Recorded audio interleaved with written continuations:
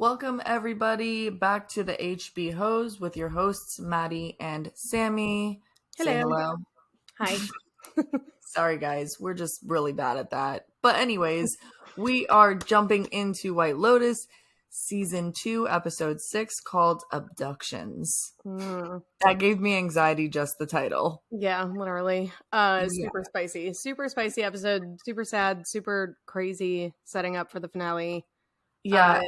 In the most White Lotus way, for Yep. sure. I just want to start off by being very grateful for last episode because there was so much sex, and this episode was just tension, and next episode is going to be death. So I'm glad that we got the sex. Yeah. I wanted more. Yeah, of course. We were just saying before this on just offline when we were talking about the episode that we're very happy that season one didn't really have a lot of sex in it. In fact, it had hardly any, but this season has had so much of it. But I'm very happy, and Mike White did us all a favor by making sure all of the castmates were really hot, men and women included. So it was nice. Sex with ugly people, not the greatest thing. It's not the fun. It's not the funnest thing. But yeah, thank you, Mike White. But now we're in the home stretch, which means it's gonna be bad. And to be honest, I'm sad about it. Yeah, I want to know what happens, but I'm also like, no, they're gonna die. People are gonna die. I don't want to find out who dies. Yeah. There have been a lot of things. I told myself yesterday that I was gonna stay off Reddit because people are just cracking the fucking codes on there. And I was really upset almost that a lot of the, like, what seemed like asinine theories were actually true, which we'll get to in this podcast episode. But I'm like, okay, I'm just going to say as hard as it's going to be off, like, Reddit, like White Lotus Reddit and Twitter this whole week, because I just don't want to kill it for myself. And I agree. And the thing is, there are so many avenues. There are so many theories. Every time I rewatch it, I come up with another theory. I'm like, this could happen. This could happen. This could be something. I think we learned from season 1 that everything means something. Yes. So, it's a captive internet audience. They're going to do their research. By the way, everyone, spoiler warning, just putting that out there. And potentially the end of it, spoiler warning. So fun thing that we're doing this week, just to give us more, because, so with all of our White Lotus podcast episodes that we've done so far, we've only scratched the surface of the theories, both like our own theories and theories that we're reading online that are super interesting. So what we're going to do is this episode will be just primarily a discussion about season 2, episode 6, but we will be recording this week another podcast episode where we're just diving into the theories about what we think is going to happen before the finale on Sunday. So stay tuned for that. That'll be an extra special episode coming up on our show. We're going to say even just asinine shit like fucking Bert's gonna kill himself. Who knows? Oh God. So sorry. I'm just saying we're going through every single theory that we have. Yeah. So this episode that we're recording right now will be almost like a setup too, because we're not going to dive too much into theories this time, but stay tuned. We will have a full episode of just theory diving this week. So that's going to be pretty fun. Yes. So yeah, let's get into it.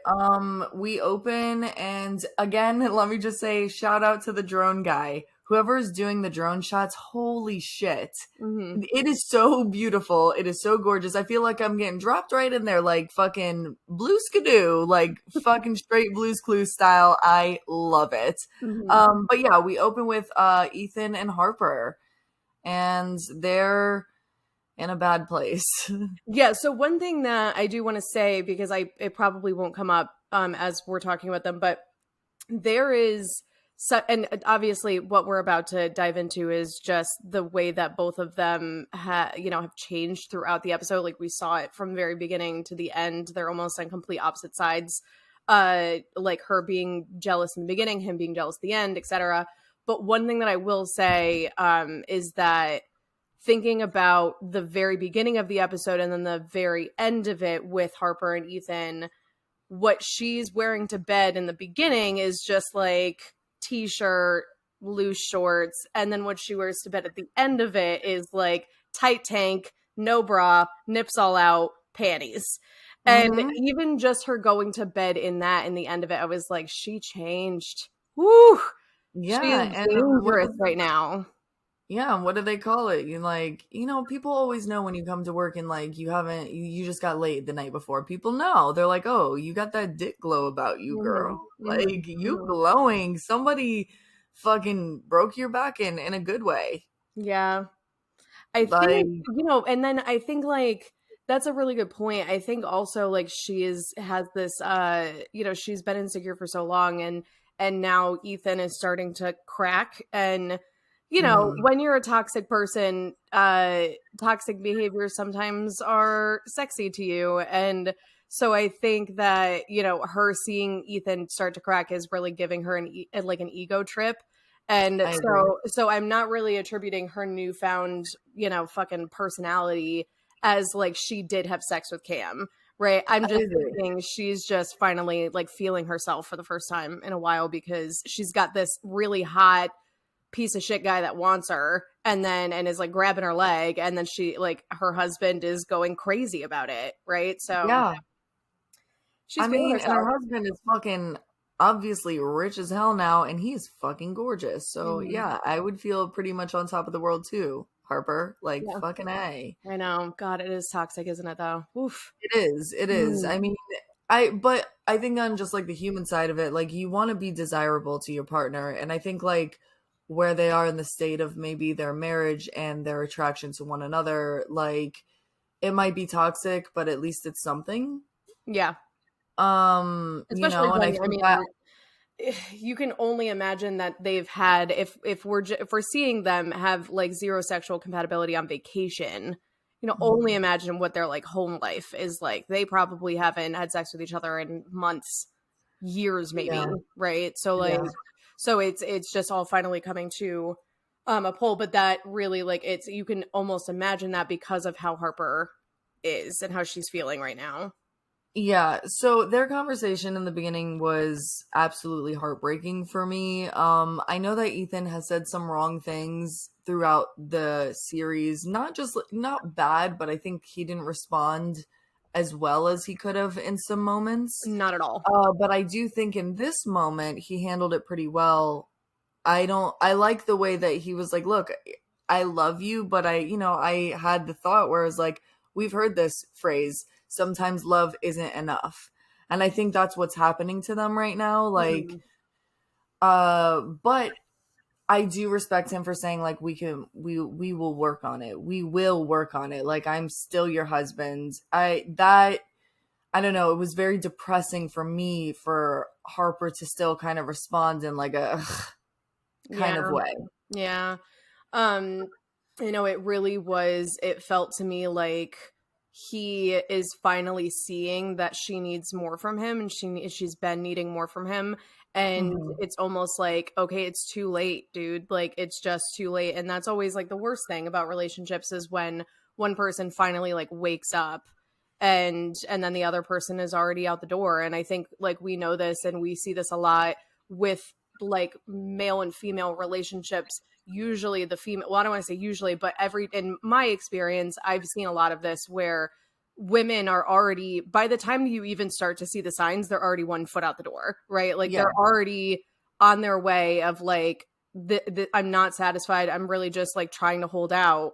And Mhm. that Harper has clearly been trying to do that. Ethan, not only are they like sexually incompatible, but like she needs emotion from him. And finally he showed that in this episode, which I'm happy about, but I'm almost like, bro, it's too late now. Like she's Mhm. been one foot out the door for a long time now, and now she's finally like snapped, and it's probably too late for reconciliation. And it's sad. Yeah. Yeah, I agree too. And I think the silver lining in all of that is like it's truly just a sad story from like every angle. I think that ultimately Harper probably like on a moral compass doesn't want to be where she is mentally. No, not at But all. you're right. Like I think she's just fed up. Like she's at a point. Hmm. And she has been for a while. That's why it's so easy for her to act like this right now, which I think I wrote my notes, I was like, why is this bitch being so messy? Like, I understand if you need that validation, but like this Daphne's husband right here, like, I understand. I understand because you feel like they did it to you guys while you were in Noto, but like you weren't there.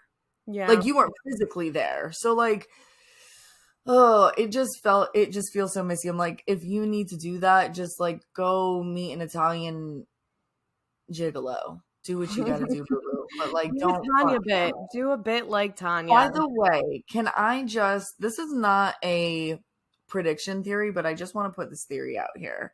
Okay. I think Cameron is the sex addict. And we all are like, oh, Dom, because Dom said it. But I think we're all missing, I think Cameron is a sex addict. Oh, and I think that's why Daphne is like, okay, like, I can deal whatever. And like, I know how to get him to be compatible with me when I want it. But like, he's fucked Daphne a few fucking times. He fucked the whores. He's trying to fuck Harper. We don't even know what's happened off screen in between all the episodes that we don't get to see. You know, we don't know. This man is fucking. Yeah, he is.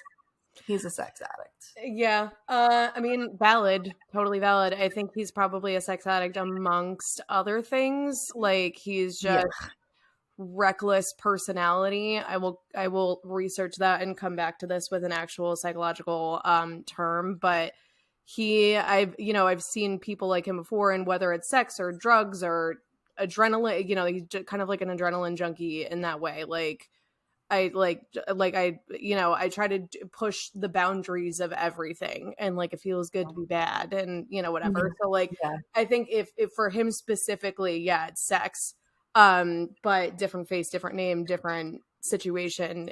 He has a specific personality type that makes him like that. I agree. But yeah, I agree. Speaking of Dan and Gaffney, Dan and Gaffney, welcome to the dyslexic pod of our podcast. Oh my gosh. Cam and Daphne. God, we just need to have ship names for them already. Camphy. Dafferin. We'll work on it. But so we didn't get a lot of Daphne this episode, which makes me think that we're gearing up for a really big finale episode from her, which I'm excited about because she is just the queen of my wet dreams. But I love her too. I get it. Great. And I could talk about her all day. But so we didn't get a lot of her. But what we did get, like, from her and Cam, like, even in the hotel room, like, she was like, Harper is like hell bent that you guys did something when we were in Noto. And the way that Cam even responds is just so slick and like doesn't seem guilty at all. But like Daphne obviously knows that it's true. He probably knows that Daphne knows it's true. And then the way that he responds to her is like, oh, but did you fuck an Italian guy in Noto? Whatever. Like they have this. And she's talking about the massage therapist looking like Timothy Chalamet. Which is just hilarious. I love it. But even just that whole bit of like, I asked him to touch my boobs, and like this beautiful like tiptoeing on the line of like, is this really gonna make you insecure? Or is it gonna make you like excite you enough to like? They just do it so well with each other, and have a very good balance of that. Very good balance. I mean, we haven't seen Daphne out here fucking anybody, so we don't know if she's getting the same, I don't know, benefits out of this weird setup that they have. But it seems to be working. Yeah. Honestly. And that's the thing is like, I almost, after the conversation between Harper and Daphne with the whole trainer and the picture of the kids and all that, I started to question, just based on Daphne's face when Harper says, like, I think something happened. Daphne did look upset.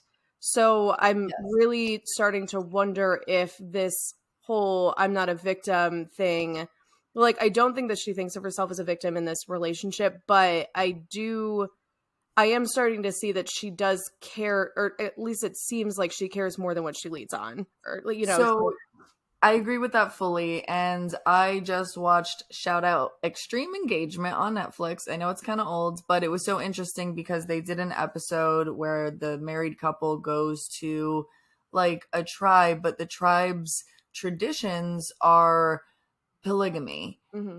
And it was so interesting because when they first go, it seems very like this is just what it is. Like people are happy, whatever. But they ask, they're like, is there any jealousy? And they're like, of course there is. Mm-hmm. Like a man will kill another man and steal his wife. Mm-hmm. Like, so I'm like, okay, yeah, even with all of these little setups, and I'm not knocking anybody because everybody has their own ideal of like how this is going to work for them in this life. But when there are more factors involved, it becomes more complicated. More money, more problems. More bitches, more problems. Like that is just the bottom line. Yeah. Yeah, definitely. So I think that, just on my note about gearing up for it being like a big Daphne episode next episode, I think that will have something to do with it. This whole thing with Cam, we'll get more into that in the theories pod, but yeah, so it was interesting to see that side of their relationship. They're definitely more like out there now. I think Harper loosened them all up with her crazy ass, winery day and all of her comments. Yeah. But yeah, let's talk about Ethan and Harper throughout the episode because it was just the worst fucking timing. This poor guy, because he's obviously so upset and like he really isn't saying the right things. And I think this episode he did a little bit better just because he actually showed some more emotion and didn't feel seem so gaslighty with her. Like, you should be proud. That whole thing. I'm just like, first of all, men, if you're listening, I doubt you are, but if you are, if we reach you somehow, on accident, we're not sorry. Do not say you should be proud ever to a woman when you yourself are in a shitty situation, because even though you're thinking it, and even though we all might be thinking it, don't fucking say it. She wasn't there. Especially if you have literally no proof of your good behavior. Exactly. Get the fuck out of here. My God. Out of here. So yeah, it's just Ethan was just kind of burying himself, and now it just seems like wrong place, wrong time, where they come out of this conversation, really shitty conversation, and then he gets fucking caught with the hose in the hall. Okay, well, I'm gonna say something toxic about Ethan. I like that he's getting fucking jealous and mad. I'm here for it. Maybe that's toxic of me, and maybe that's why Harper is getting the way that she is, because honestly, like, he's been so submissive this whole time. It's nice to see him, like, puff up his fucking chest and be like, yo, like, what are you doing? You need to vouch for me. I will, like, he's giving him the death stare, and Harper sees it, and I'm just like, yeah, bitch, look at what you just fucking did. Yeah. Look at what you did. And like I said, I really love Harper, and I think she has the right to be upset, but she is acting a little bit too out of pocket for me. Definitely. To be honest, I'm like, you guys are still married. If I was in that marriage, I would be like, this is a conversation. Either we are waiting until after the trip is over, or we can go to the hotel room right now. We don't have to stay with Cam and Daphne. Yeah. We can go take a little boat ride across to fucking Palermo. We can do whatever the fuck we want to do. Which, in all cases, all White Lotus cases, we know that if you just left a day earlier, your life would probably be significantly better. Like, just fucking leave. Yeah, like, you don't just need get out of there. Just get out of there. I of course am here for the drama. So yes, Ethan, I'm also here to see more complexity from him, because he has just been a fucking monotone, like, pushover this whole time, and he hasn't even really said anything that's that clever yet or funny or anything. So finally we're getting this, and it's actually really funny because I just did like a rewatch, just like in the background, wasn't, and after the first episode, excuse me, when they're there, they wake up in the morning and he goes running, and it's just this beautiful, it's probably one of my favorite scenes of the whole season. Just this beautiful, the music is gorgeous. The sun's just coming up. Like, he's in this downtown area and he looks so at peace.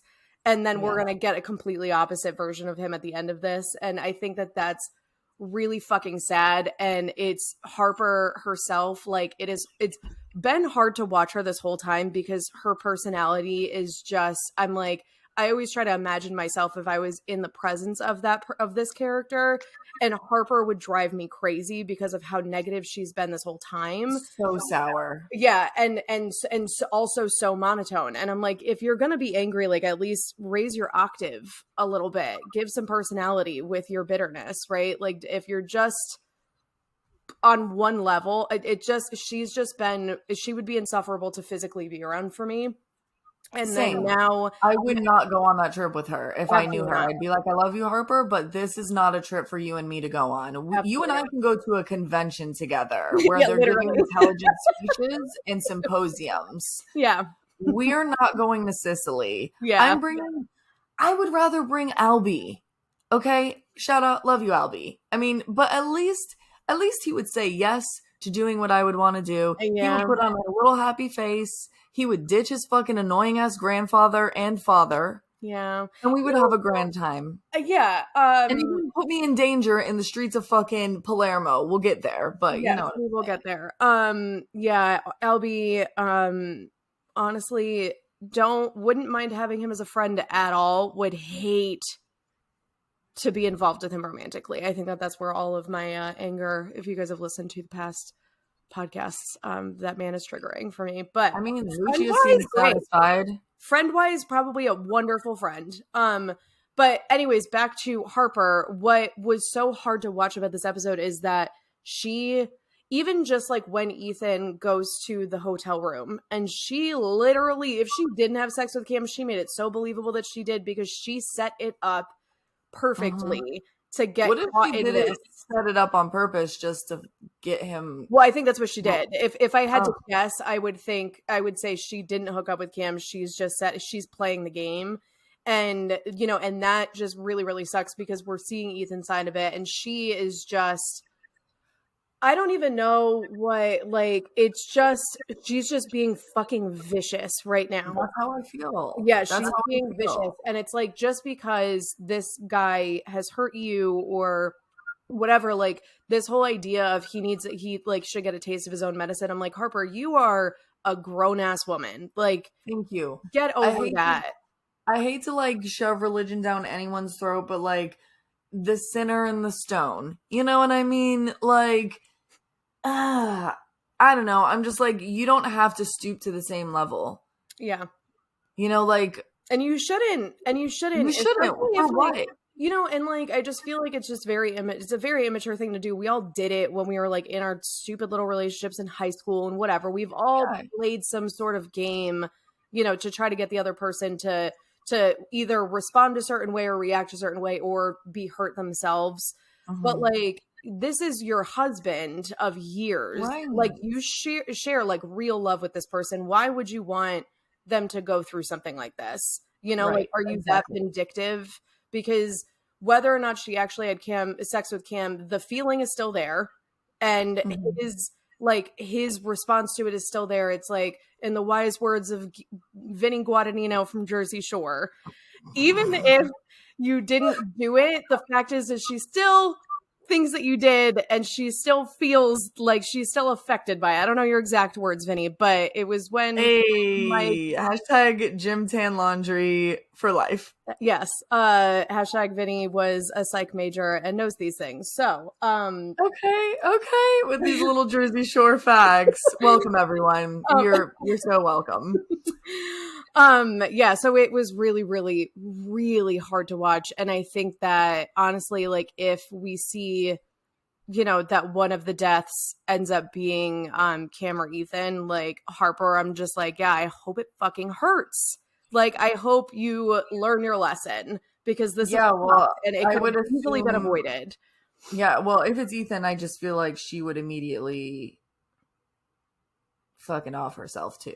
Sorry to be fucking so harsh and triggering, but like, she would probably feel such immense guilt. Like, why would I even risk making him feel that way? I didn't even know he could feel that level of low, and look at where I am. So, you know, just a thought.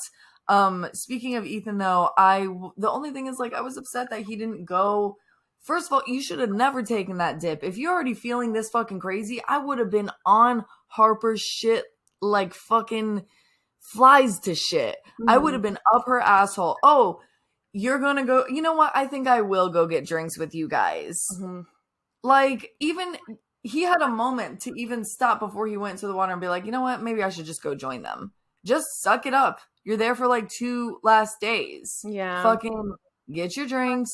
Don't let Cameron do some sneaky shit. Don't let Harper pull some dumb shit because you know she's enraged. It's been 5 days of her being fucking uncomfortable and mad. Mm-hmm. You know, what did you think was going to happen? Yeah. So, he should have never went for that fucking swim. And then, like, once he realizes that they're gone, because he gets back out of the water, it's a wild fucking goose chase. Oh my God. This man is running around like a fucking chicken with his head cut off. I know. I will say that the memes about that specifically were fucking hilarious. Oh God, I haven't even looked. They're so funny. They're so funny. I'll have to do that right after this. Yeah, I just feel him so hard because it, you know, like we've seen him, and I think that this might be like an unpopular opinion, but like he doesn't deserve really what's happening to him. Like, yeah, he said some dumb shit, and he was like, it's really like guilt by association for sure, right? He shouldn't have been in that situation in the first place. But then again, you know, like it's just like at what cost when he actually did the right thing, right? Right. So for me, it feels like Ethan was in, I think from the get, like, I don't know, you're coming into money, a lot of money. That's a lot of like experience that you don't have. So just in that, right, I feel like Ethan entered this whole situation just like a little bit unaware. Even the way that he had responded to Harper in previous episodes, it was shitty, but it felt like there was like a slight like, I don't know how bad this is going to get, or like I never thought it could get this bad. Mm-hmm. That is like the vibe that he's giving me. So you're right. I don't think that he really deserves any of this. I think he ended up in a situation where he was a bit submissive and like he's trying to figure it out and prove himself a little bit. Like, I can hang, I can do this. I'm also an alpha. Mm-hmm. You know, and, you know, like Harper's kind of on his wayside and he's not, I don't know. There was just like a lot of things that made me feel like he was just a bit oblivious. And now I feel like his third eye has opened. 100%. He's seen things way more clearly. Mm-hmm. And I don't know. It's just like. Yeah. And it just kind of goes back to like this, you know, just like.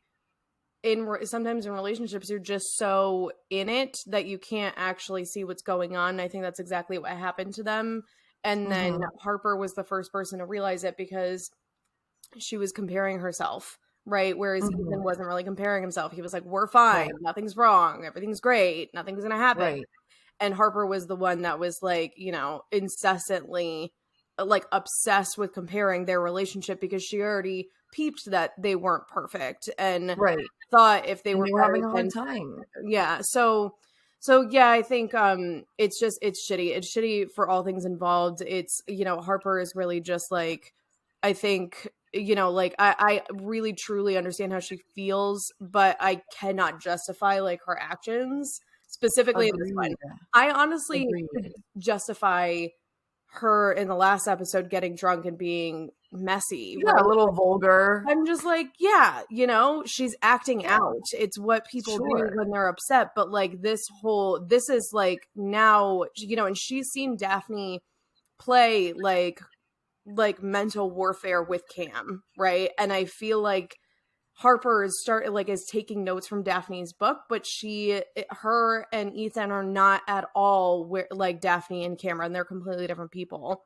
So I think that, you know, it's going to end up really bad. And I just like, I don't know. They stress me the fuck out, man.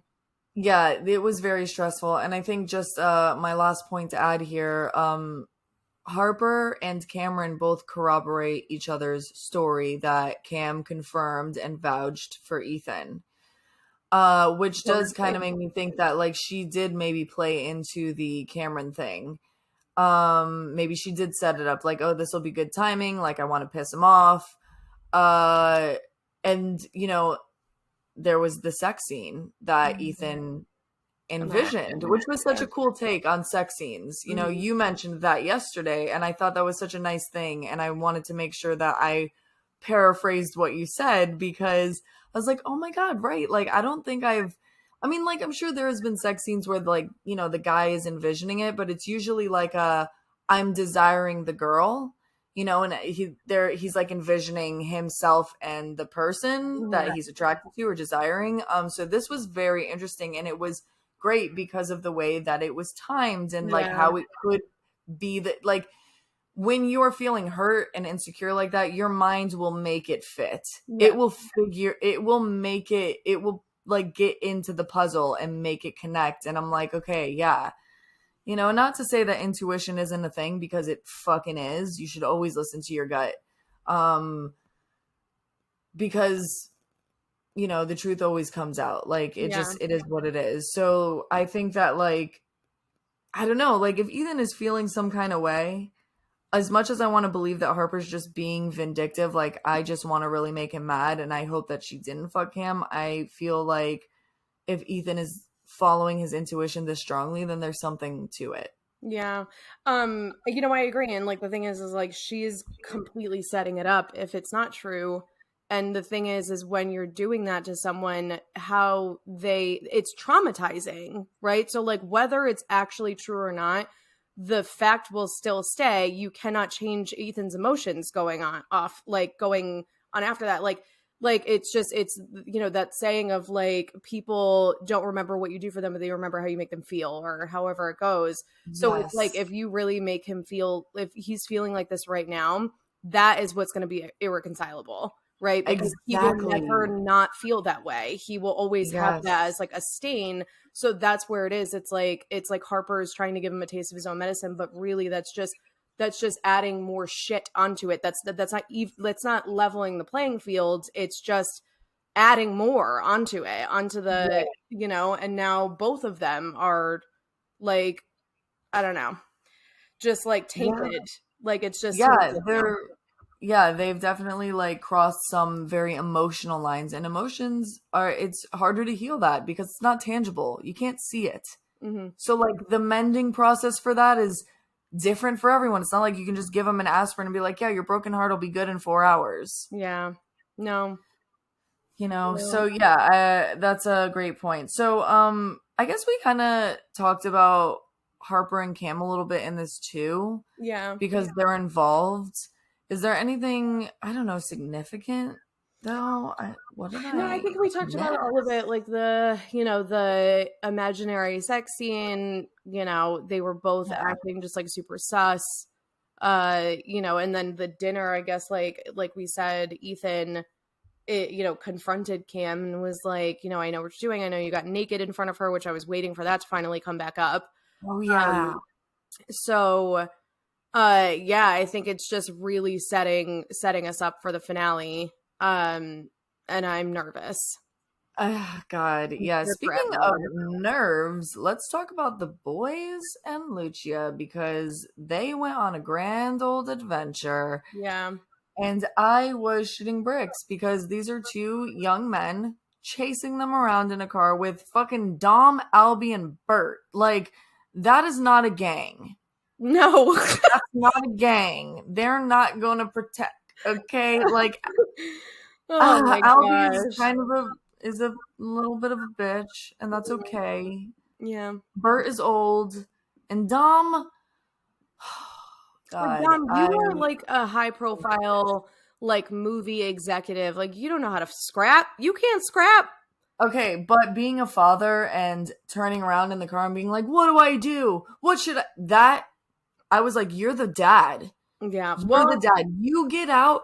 Bruh, if I was a parent, and I don't know if this is just like the woman in me being like, fucking mama bear. Yeah. I would fucking pull over so fast. I wouldn't even let Lucia out. I would get out of there and I would run crazy like a banshee, and I'd be like, what the fuck are you doing? Like, I would be so crazy. I don't care. They probably definitely had guns, but I would be such a crazy mom. I I wouldn't even care. Be like, fucking come at me, bros. The thing is, like, I agree. And I think that it probably is just maternal instinct just kicks in, and you're just like, this is my kid and my family that I assume responsibility to protect them 100%. And like, Lucia's like a kid to me still. I'm like, you have to be between 22 and 25. You're a child. Mm-hmm. You're a child.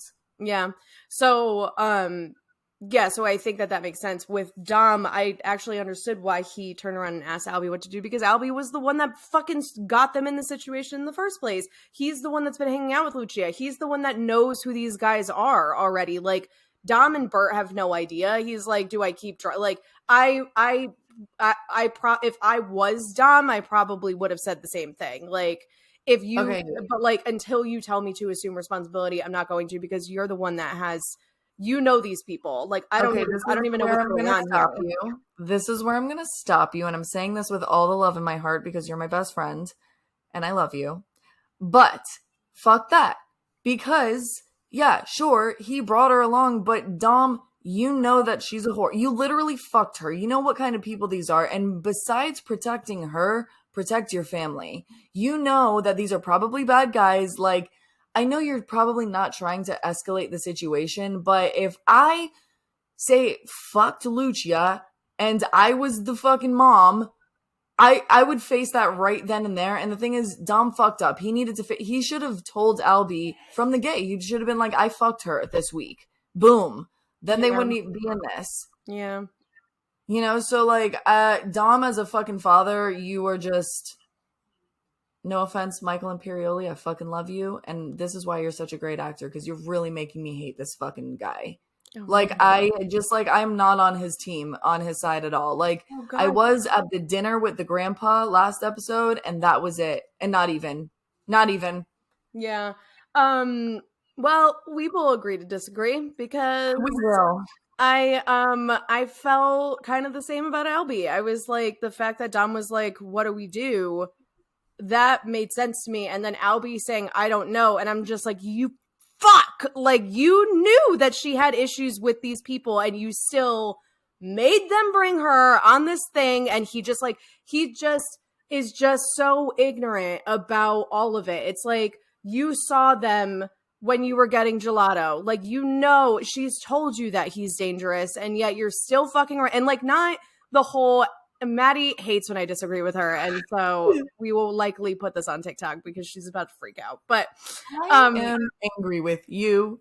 Okay, that's fine. I'm gonna be fucking a little piece of coal for Christmas for that. I just think that Albie is being ignorant and Dom is like, he's also a grown-up man. He's grown. So like, no, you're right. You're right. Fine, and then Bert's like, just be cool with it. And he's like, okay, but if he was not cool with it, and if he had it his way, I mean, yes, he should just be honest with Albie. I'm not saying, I am not being a Dom apologist right now at all. That man has problems.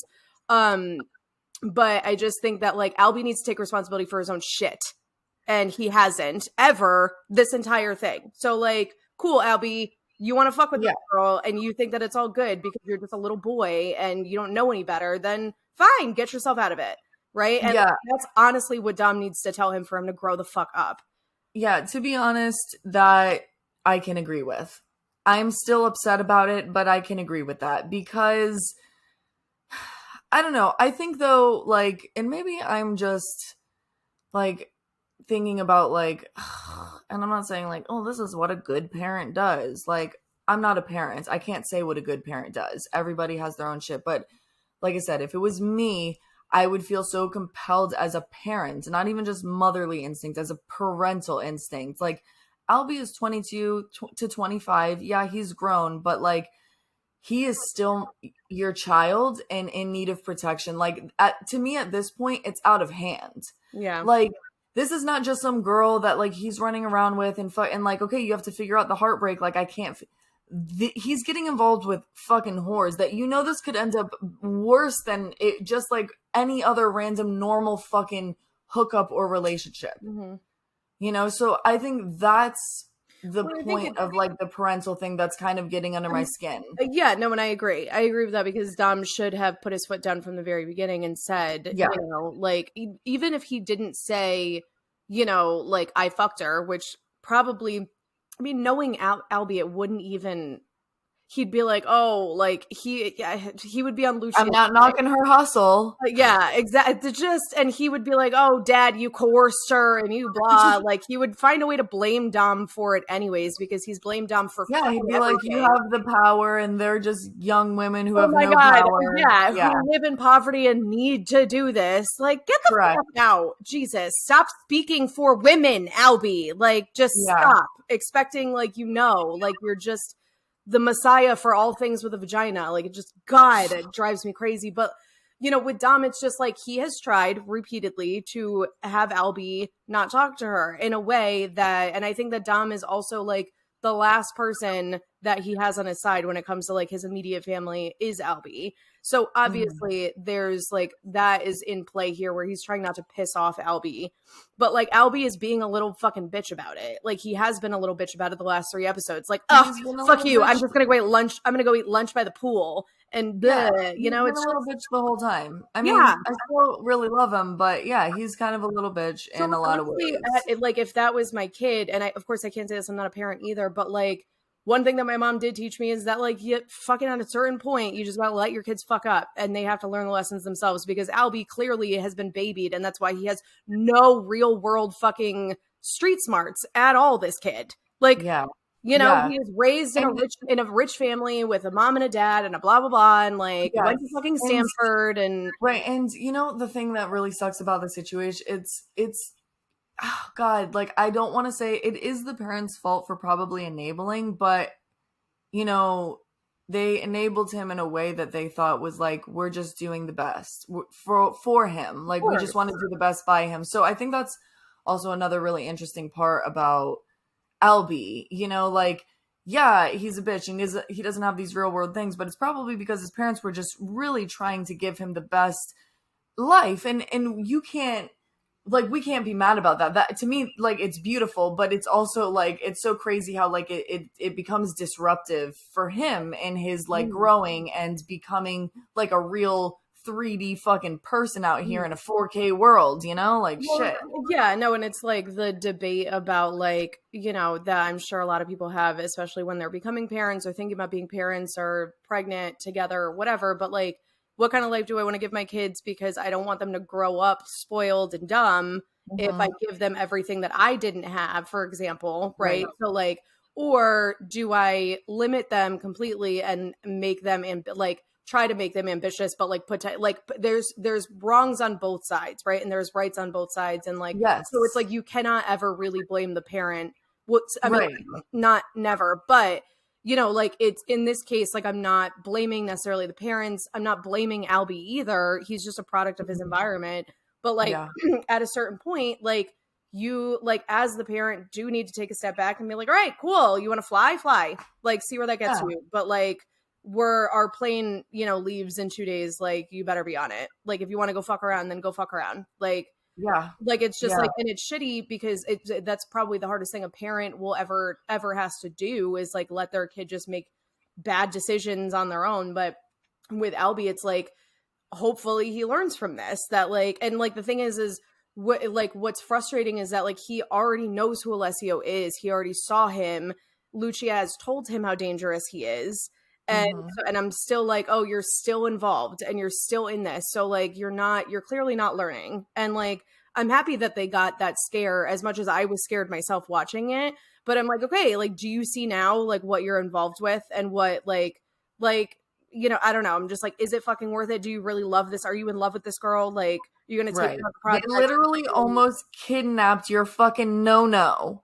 What the fuck?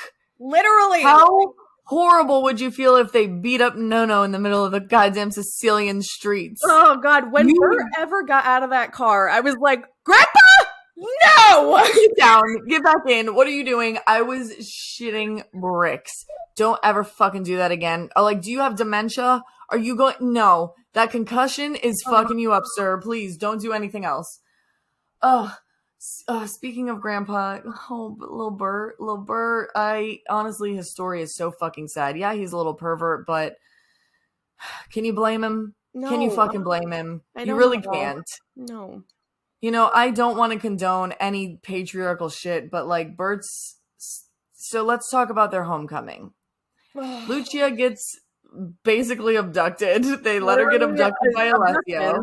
Yeah. But she's like, yeah, I'll be fine. So, like, you know, there was consent there. She was like, don't worry, I got this. So they go to the DeGrasso house that is a mile from where they were, and apparently these are their, like, relatives. But when they get there, it's just like 3 Italian, basically gypsies of sorts, and not even Wiccan. It was giving me witchy vibes. It was giving me occult vibes. I loved it. Oh God, I don't think so at all. I think that that's just how a lot of older generations are, right? It's just probably, but I was like, these bitches don't want any men, and to me that feels witchy. I mean, yeah, I guess, like, but like, it's also what was the most interesting to me for that whole scene was that we see that with Bert, Dom, and Albie, clearly these men have issues with women, right? And they are like, so it's almost like, okay, it kind of makes sense, like even just from a storytelling way, how 3 women, because the first thing that they say when it seems like the 2 daughters are outside, the mom is inside cooking, and the 2 daughters, like, or one of them says to the mom inside, like, there's 3 men out here. And she's like, like, we have no need for men here.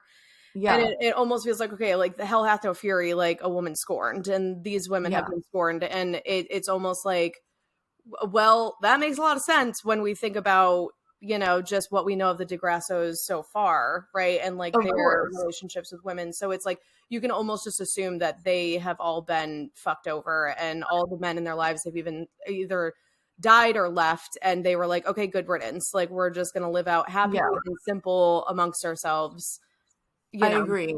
I think the reason I related it to being like witchy, have you ever, it's like in movie scenes where someone walks into like a spiritual store and the person who's working there is like, oh shit, like you can't be in here, like you got bad vibes on you. That was like that moment to me. I was like, oh, you guys walked into their spiritual space and they were like, no, bad vibes, you're not cleansed.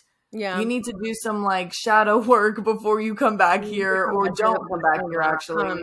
Yeah, I think that someone on Reddit actually said this. I don't know the username, but it was a whole conversation in the subreddit thread. But they were like, yeah, it's just, it kind of goes to show again, like just this idea of men being ignorant of how their presence is taken. Like, it's intimidating. 3 men just roll up in a car to your house where you don't really get a lot of visitors. It's like a dead fucking town.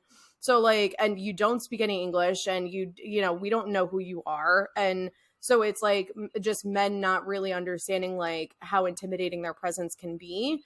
And these women clearly, just by the way that they have responded, how off-put they were and how defensive they were, and then how aggressive the mother was. Like, you can tell they've probably dealt with a lot of men that just overstepped, and they were like, fuck this, like, get out of here. So it was really interesting, but it was really sad because obviously we know that they really didn't mean any harm, and they just wanted to connect with relatives, which of course I think we all can like understand with, you know, I've talked a lot with my current like family about finding our like family in Italy and in these other countries, whatever, because we have ties back to them and how amazing it would be. So like this whole situation kind of hit home because I was like, oh shit, what if it's the same way? Like that, I can't imagine how heartbreaking that is, right? Yeah, absolutely. It was super heartbreaking. And I think for Bert especially, like, you know, I think what he says, like, oh, you know, like, that was not what I thought it was going to be, like, far from what I imagined. And I think later in the episode, he says something about, like, you know, homecoming into, like, a woman's arms. Not even, I mean, these are his relatives, but, like, I think in, like, a sense, like, you know, women are necessary, just like men are necessary, right? Like, the companionship and I think connection with, like, being around women who are caretakers, who are compassionate, like he will never have that again, because probably all of his relatives that are known are either dead or far away, or like, you know, he's at that age now. So I'm like, okay, he wants to connect with maybe, and they're just like, we don't give a fuck if you're family or not. Yeah. And, you know, this was supposed to be a family trip, which you had mentioned to me on the phone, and I'm again paraphrasing you, but like their reception probably would have been a much more well received if the wife and the daughter were there, because you know there's just like a barrier that is like a little buffer for that, like, oh hi, you know, and Lucia not being there to translate, like that fucked them. Yeah, 100%. Lucia needed to be there and be like, hi, these are the DeGrasso family, this is the daughter, the wife, we came from da da da da, I'm from Catania, I'm helping them, you know, like the reception just would have been way different. better. Yeah.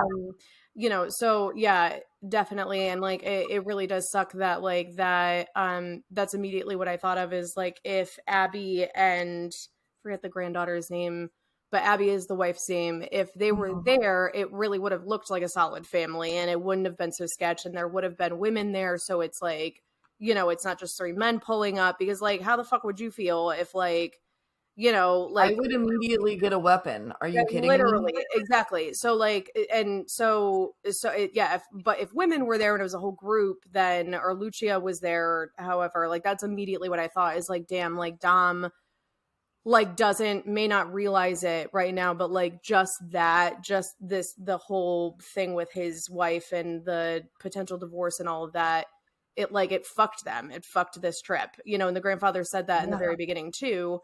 You know, that this was supposed to be a family's trip and not a boys' trip and whatever.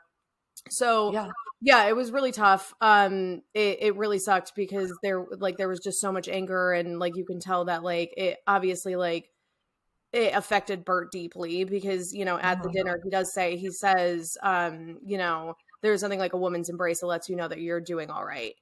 And I was just like, oh God, I cried. I mean, I feel the same way. I feel the same way. Like if my mom embraces me, I'm like, cool, I'm doing all right. Yeah, like, literally. I'm doing good.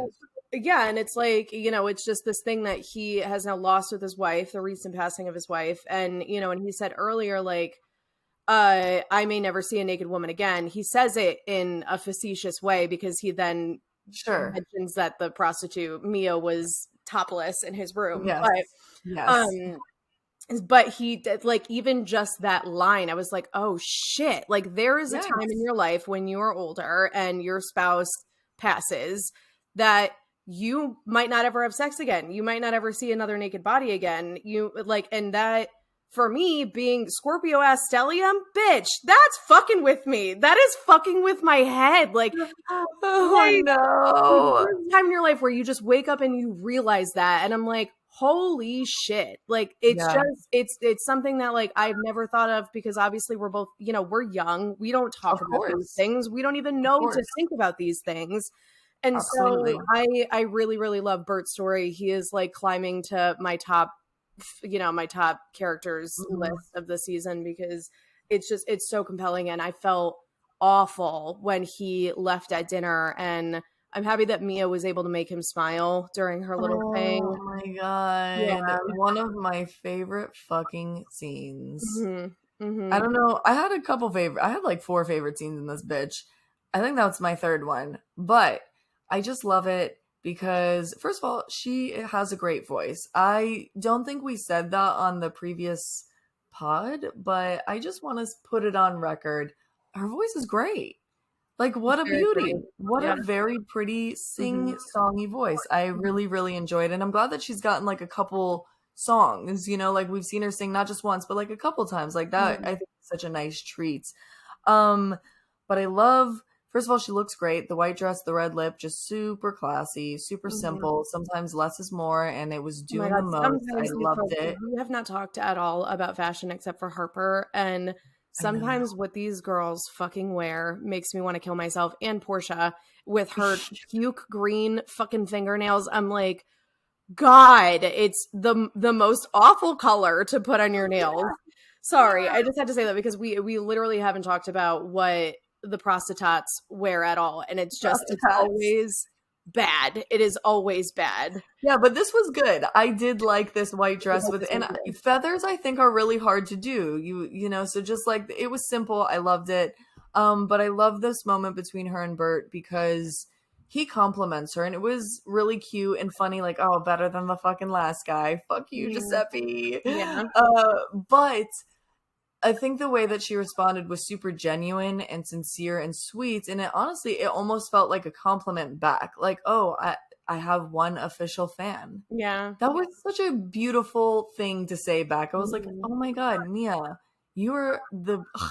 she's the golden star of my eye in this whole fucking show. I truly think she's my favorite.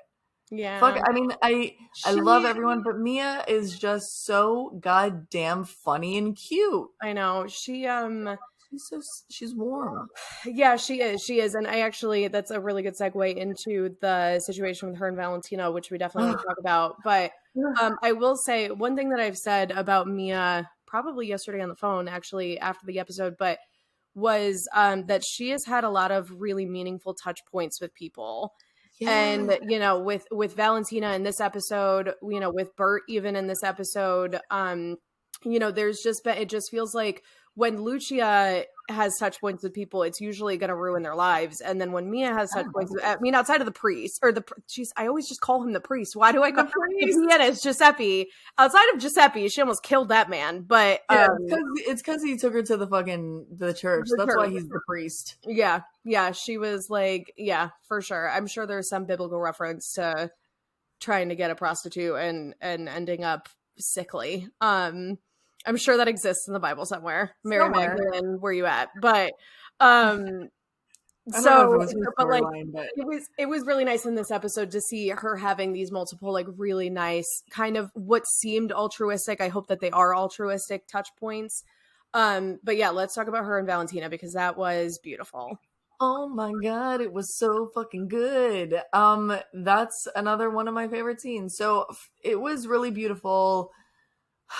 God, first of all, let's do the context. So Valentina, it's her birthday, and she invites Isabella out for a drink after work to celebrate because obviously she's crushing on Isabella. She got her the pin, whatever. But before they can go, Valentina comes over, and I also want to say I think Valentina is the second golden star of my eye because she honestly seems so sincere. She had such a genuine smile on her face, even throughout that very awkward conversation. I feel like she was being compassionate, at least trying as hard as she could so be. Heartbroken. You can just see it. This actress, I just want to say, because we're talking about the scene really quickly, that Sabrina Impacciatori is what her name is, and she is like, her face, the way that she is able to, what does Tyra Banks call it? Smize, yes. And also like frown with your eyes, and she barely has to move her face, and you can read her emotions so well through her eyes that I'm like, it's fucking incredible. It's absolutely incredible because she doesn't even have to say anything for me to know exactly what emotion she's trying to portray. It's great. I'm really glad you just told me her real name because she kind of looks like, for me, she looks like a Sabrina. It's giving Sabrina. It's fitting. I love it. But you're absolutely right. Yeah, her eyes can be the slightest.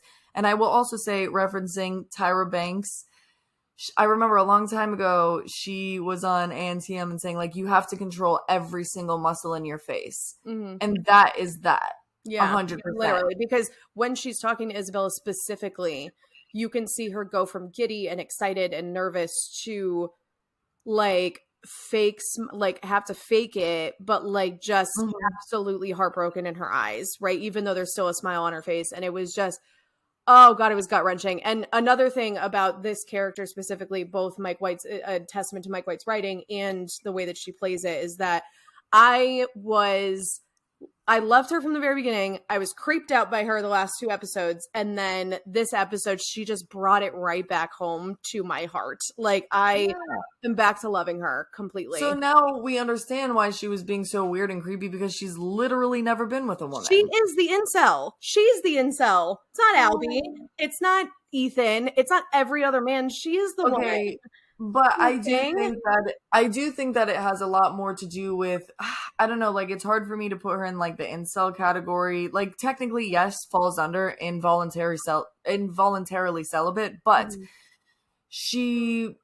I think, like, the age, and obviously it's modern times, but still, like, she probably came from a very traditional family, probably has a lot of shame around it. It's not like just random straight men who can't get fucking laid. Like, there's probably a lot of like very mental inner blocks that aren't Yes, toxic. It's just like absolutely. her own insecurities.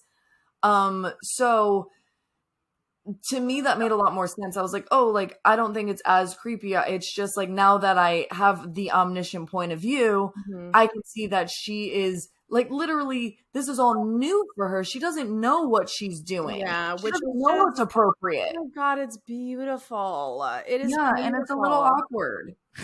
Well, yeah, but I mean, it's beautiful that she's able to do it. It's beautiful that Mia gave her this first Oh, experience in such a loving and like precious way. Maddie, I will say for those that aren't watching this and are listening, Maddie really wishes she was a lesbian, I think, on most days I do because of things like sometimes. this. I think that women are just very special creatures and that they are very loving and tender, and women can pick up on emotions. I'm not saying that men can't, but I think that women are more trained to societally in this day and age, like where we are.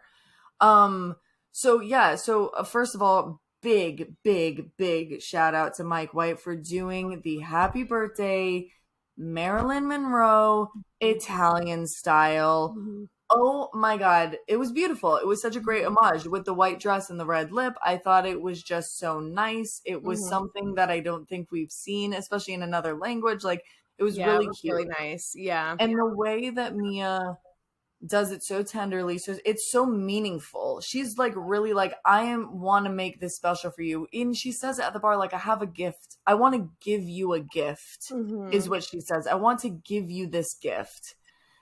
And she lays her down. They're, kind of touching. And before they kiss, Mia gives a really small nod. And it's like the moment, like saying, like, hey, I'm going to kiss you. But if Hmm. I'm giving you a little warning, so like, if you are not okay, you can stop this right now. Yeah. And if you want to stop at any point, you can. Like, that to me gave a very consent, transparency. It was nonverbal, but it was still very like, I don't know, it was tender. It was very tender, It and I was really, it was really appreciated that. it was acted very, very well. Like those are the kind Yeah. of things that like I can't ever tell if the director tells the actress to do that or if it's improv. But if it's improv, I'm just like hats off because it just felt like a very realistic way to get just to give some sort of like fair warning. I don't want to say warning though, because that implies a negative connotation, but you know what I'm trying Mhm. to say.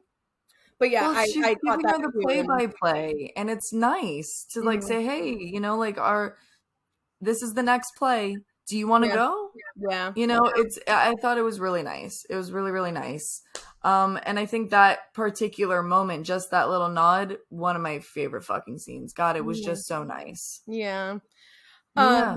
Yeah, Mhm. so I guess we'll see what happens with that. Obviously, Mia is not interested in her in a romantic way, so I'm hoping, the reason why I said I hope that what Mia is doing in this episode, that seems so nice. I hope it's altruistic and it's not Oh, it's not. gonna It's be definitely devious. not. Yeah, so yeah, in this, I'm very happy for Valentina. I think like I don't know, in the words of Jules from Euphoria, I've mentioned this already in this pod for this season. Like you need to catch a dick, and like in this case, obviously not a dick, but you need to catch some fingers or something.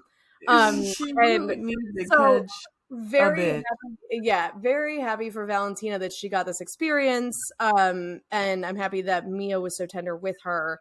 But I just hope it doesn't make it like take a turn for the worse. Like I hope Valentina kind of reads it where it is and doesn't get too Well, attached right. Well, or and she should because like she's a businesswoman at the end of the day, right? So I do think that there was quite a bit of altruistic like perspective from Mia, but I do think like there's another like she's got motives too. She wants to be Mhm. on that piano. Yeah. So like I get it and I hope that Valentina can recognize that too like hey, like this was a cool fun thing but like this is business and like it was altruistic but like now you need to help me out a little bit again, women Yeah. helping women, why not help a woman then? Yeah. you That's know true. Okay, are we ready to wrap that up because we got to get to Portia, Jack, and Tanya, and yeah, that's a we can move whole on. That was mouthful. lovely though, Yes. truly. So Yeah, nice. Mike, thank you for giving us all these little beautiful moments because they are incredible. Yeah. Okay, let's talk about Portia and Jack before we get to Tanya and her debauchery this episode. Okay, so Jack, my favorite absolute favorite fucking scene is when she's like walking around outside and he's behind the thing and he fucking scares her. And then they're kind of talking about the plans and then he's like, all right, get your shit. And then immediately fucking scares her again in front of her face. First favorite scene, second favorite scene, even though it was in one scene. God, that was so fucking funny. Oh my gosh, I know.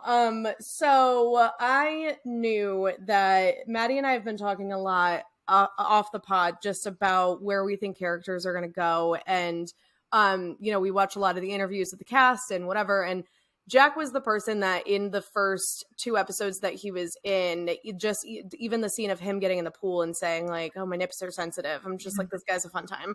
But then after the second episode, how great he seemed for Portia. Obviously, Maddy and I were on that train 100%.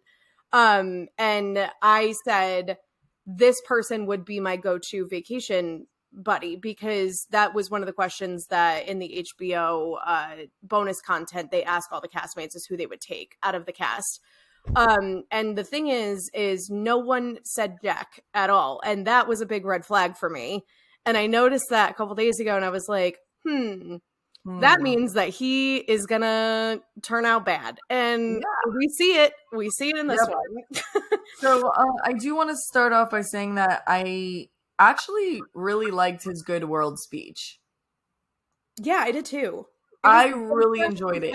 Especially among millennials and Gen Zs. Like, we all think the world is going to end before we're 40, right? So right.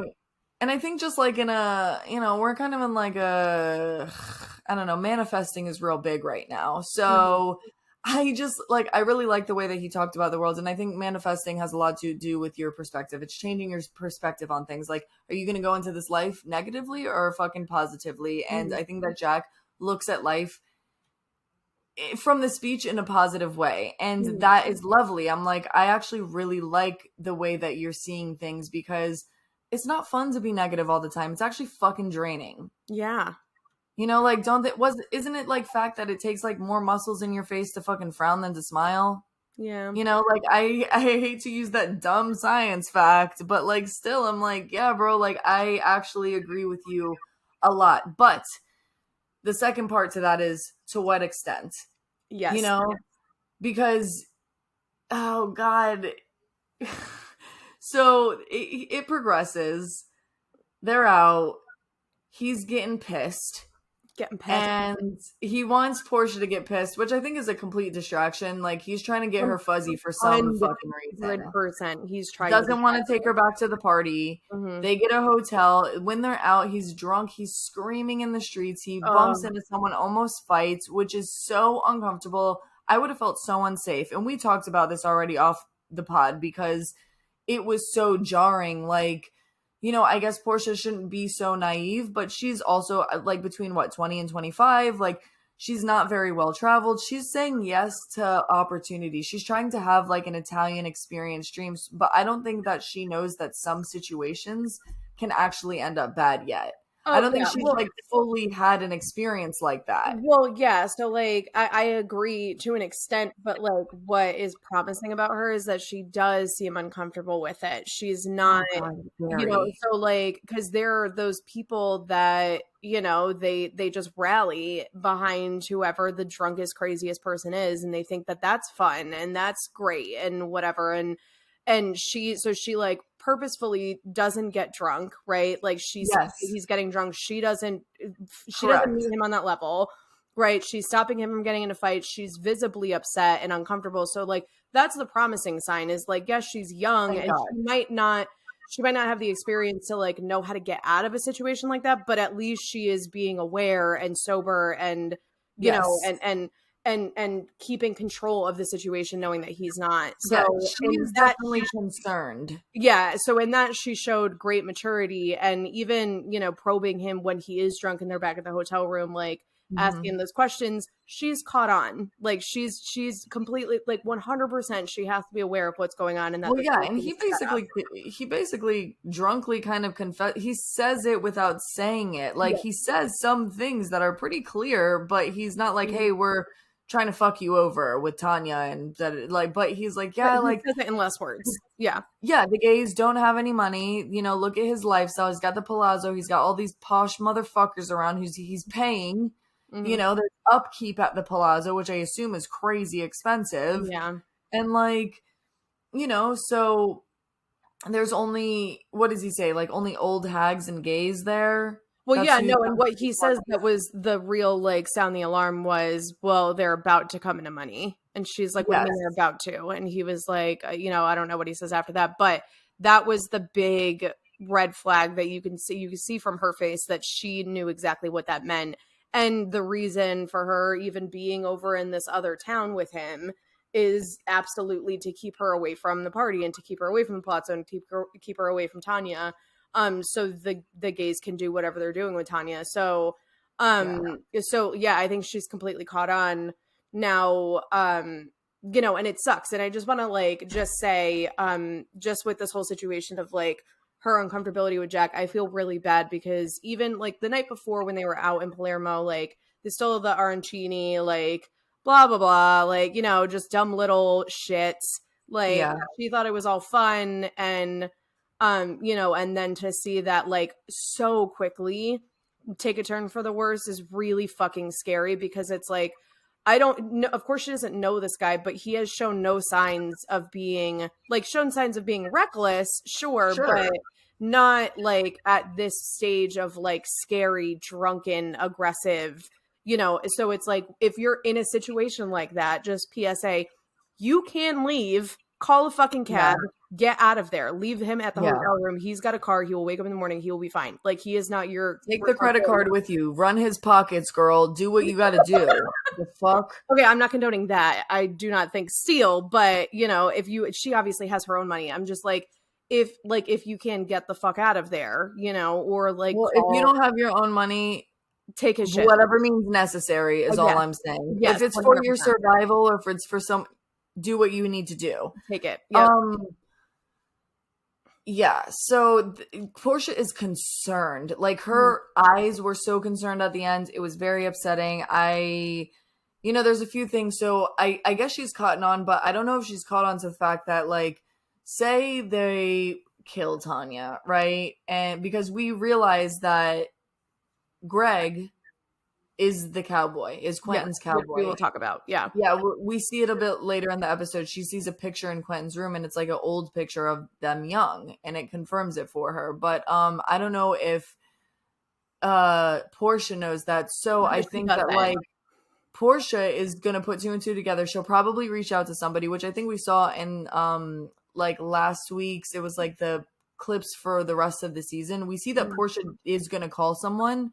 I assume, at first I was like, maybe she'll call Albie, but Albie is not in Palermo, so I don't know how he can help her. But I'm like, what if she calls Greg? And I feel like Greg is in on all of this too, you know? So, which I didn't think about, and that actually makes a lot of sense, especially if I don't remember what time of day. It seems like it's in daytime, and we do see in the clip of next week that she is still in bed with Jack waking up.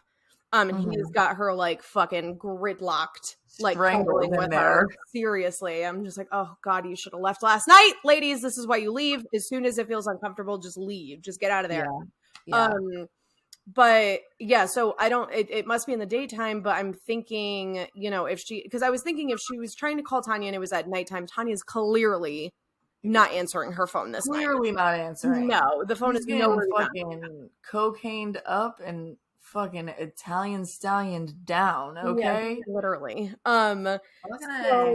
So actually Maddy said that last night. She thinks, you know, that Portia will call Greg, and I think that that's true, and that really sucks for the survival rate of either of them if she calls Greg, because she just like, unbeknownst to her, that fucker's in on it from, you know, has been in on it from day one. Right. And I just want to add to this about Jack. I forgot to mention. So he also, in his little drunken fucking confession, he basically says that like he was in a hole before and Quentin got him out of it. And she's like, well, what kind of hole? And then he says, a deep one, a fucking deep one. And honestly, no pun intended, because I was like, his butthole? His butthole. Oh my god. And then as soon as I got in the car after I thought about this, I hear Juvenile back that ass up, and there's one lyric that says, what does he say? Let me run, wanna run it in the hole, yeah, let me know, yeah, which is a great line for consent. But shout out to Juvenile for that. That's what that reminded me of. I was like, okay. Oh we go. my gosh. Yeah, great reference. Yeah, so I just thought that was a very funny thing for them to say, like a deep fucking hole, man. Yeah. That I know, and he actually, like, shout out to Leo Woodall, he acted that very well. I fully believed that he was drunk. I was like, they just got this man drunk and brought him to set. Yeah, last thing of the day. Yeah, so Jack, he can get fucked by himself. He can get fucked because he's obvious. I think he feels like he has to pay it forward too, back to Quentin for whatever hole he got him out of. Yeah, and I think it's really funny because speaking of like Albie and his situation in this episode and Portia and her situation, both of them are in dangerous situations because they're both fucking sex workers in Sicily where people get scammed and the mafia live. So just dangerous all around. But it's really funny that like both their stories are so parallel right now. Yeah, I think I mentioned that last pod. That like they both chose sexual partners that put them in a little bit of danger, actually. Yeah, but I guess like that's what you do for the dick, I guess. But I don't know. So let's talk Tanya. Oh my god. I was so scared. The whole fucking time. Honestly, it looked great. It looks like she was having a great time. Yeah. But it was because she's older, I was like, how is she railing all of these fucking cocaine lines like that? She's like, I haven't done this in a long time. And Gwen's like, it's riding like riding a bike. Yeah, maybe a few bumps, but like railing them? Yeah, it was a lot. It was a lot. Yeah, and it was so funny. So my favorite line was Tanya saying as soon as she, snorts her first line, she's like, what does she say? She says, God, I can't remember it now. I wrote it down, but it's not near me. I really love how big your pupils are. And like, she's just trying to like compliment him, but like, that's what, and it was so fucking funny. I'm like, this is one of the first things you say to this man. I love your giant pupils. Oh God. Yes. Wait, and honestly, it's so funny because later when they're still getting fucked up and she wants more cocaine, she's like, let's look in your cocaine bag. Yeah, I know. It's so funny. Well, that's what I was about to say was just her like just assuming agency over these drugs and just like, I want to do more. You know, it's like, oh my, you don't touch a man's drug bag, like, lady. Really? Oh my gosh. He was sexy. Gosh. Oh my God. Shout out to Evan Ross Katz. If you don't follow him, he is a blogger, podcaster, social media influencer person something. Was he a journalist? Yes. Yeah. So he is obsessed with the White Lotus and he is great to follow for like up-to-date content, but he actually sourced this man's Instagram out. This man, the actor, literally only has like 1,100 followers. So like I would have never found him. Right. And I went on a deep dive. I literally opened every single picture on this guy's page. And I was like on the phone with Maddie, she's driving. So I'm just explaining this to her. And I'm like, Madison, he's got eyes like the ocean, baby. He is sexy. Woo! He was hot. Yeah, he was good looking. Yeah. I'm like, if you're going to cheat, that's how you do it. That's how you do it. Also, speaking of his hotness, so when she's like, let's look in your cocaine bag, she pulls out a gun. Yep. She's like, yo, like, you have a gun. And his response, honestly, was perfect. He's like, I always have that with me. And she's like, ah, that is so fucking hot. And it was. Yeah. It was. Yeah. So we will talk about this in the theory pod, but it is something that I've been obsessing over because in the full trailer for the season there is a still kind of shot of Tanya holding a gun and then there's like duct tape and rope in the same frame. And you can clearly see that it's Tanya just by just her outfit and everything she's wearing. And so I was thinking immediately when I saw the gun, I was like, oh, that might be the same gun. That's the gun that's in the trailer, and it's not. It's a completely different gun. So I will dive into that more in the Theories podcast that we're going to do this week. But just so if anybody else is thinking the same thing, it is not the same gun that Tanya is holding in the trailer. There's two guns. Yeah. Two guns make their appearance in this fucking show. My God, death by gunfire. Yeah, so Tanya's having the time of her life. She's getting fucked up. She's getting bubbly. She's getting high. She's dancing with the gays. Honestly, it looked like such a fun time. Such a fun time. Yeah. And then this hot piece of ass, arm candy, is on her. He's touching her. He's pushing the hair out of her face. He was just being hot. He was just being into her. And I was like, this is what you get paid to do. Good job. Yeah. A-plus. Promote him. Mm-hmm. Then she leaves. They it's like after a few hours, brings her into the room. He's like, come on, let's go. And he's like, okay, hang on for a second. That's when she finds the cowboy picture. Yes. And of course I'm like, what is this guy doing? And I was like, I bet he's just going to come back naked, because men are simple. Men are simple-minded. They don't have anything extravagant planned. They're just like, I'm going to take out my dick. Yeah. And honestly, thank God he did. Because I was into it. I was like, oh, frontal me. Yes, please. Oh, yeah. I'm hoping that wasn't a prosthetic. It was great. Of course, he was like, it's me. Yeah, and I was like, oh, God. Okay, fine. Yeah. But it was so cute. Tanya was really cute because she's like, oh, like, I'm really nervous. Mm-hmm. I mean, obviously she's married, but also like, you're young as fuck and hot. And then like, he was so sweet. He was like, just sit down. Yeah. It was cute. It was, I'm happy that if she's going to go out, she's going out in flames with a really great night. I will say that, go out in all senses of that word. But what I will say, and I guess we're definitely going to hit this point on Theory Pod, but I will say this now because it's not really talking about the deaths, but more so what actually is seen. And like, shout out to fucking Reddit, man. These people must so screenshot like scene by like just second by second to catch these things. But last night I couldn't help myself. I was on it. And so basically what I think is happening is they aren't trying to kill Tanya, but they're trying to record her cheating on her husband to nullify their prenup. Right. Okay. My only question and monkey wrench here is like, even if they did get the proof, how is that legal if she didn't consent to the recording? I don't know. See, I don't know any of those details. Like, isn't this weird, like defamation or like privacy laws or something? Yeah. So the one thing that like I was reading, and like I will do my own research on this. It was very late, so I only just have that tidbit to add, just to throw in as an option, or like because really ultimately we were just thinking, okay, they're going to try to kill Tanya, right? Right, but we see a bunch of other old hags that are there, so they're not out here killing old ladies with money. They're getting the money somehow, but not by killing them. So they're probably extorting the shit out of them.